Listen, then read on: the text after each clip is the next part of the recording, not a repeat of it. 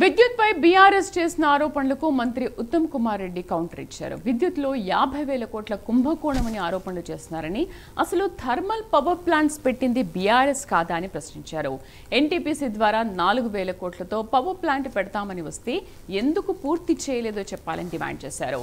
భద్రాచలంలో sub critical plant ఎందుకు పెట్టారని, కేంద్రం సబ్ క్రిటికల్ ప్లాంట్స్ వద్దు అన్నా పెట్టింది ఎవరని మంత్రి నిలదీశారు. మళ్ళా విద్యుత్లో 50,000 కుంభకోణం అన్నాడు. 50,000 కోట్లు 50,000 కోట్లు కాదు కదా, 50,000 రూపాయల కుంభకోణం జరగలే. ఓకే, అసలు జెన్కోలో ఇట్లయింది ఇట్లయింది అన్నారు. అసలు జెన్కోలో పవర్ ప్లాంట్లు పెట్టింది ఎవరి హ్యాంలో అండి? ప్రభుత్వంలో ఉన్నప్పుడు ఆ జెన్కోలో పవర్ ప్లాంట్ పెట్టిండ్రు. కాంగ్రెస్ లో ఇప్పటి వరకు ఏమన్నా thermal power plants పెట్టిండ్రా?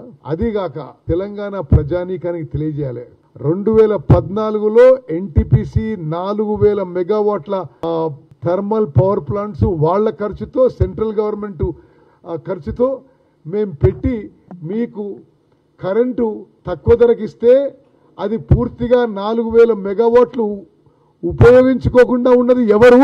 2014లో AP reorganisation act 2014లో NTPC ద్వారా 4,000 మెగావాట్లు ఎన్టీపీసీ ఖర్చుతో, కేంద్ర ప్రభుత్వం ఖర్చుతో పవర్ ప్లాంట్లు పెడతామని ముందుకొస్తే అది ఇప్పటి వరకు ఎందుకు పూర్తి కాలేదో ఈ పెద్ద మనుషులు జవాబు చెప్పాలి.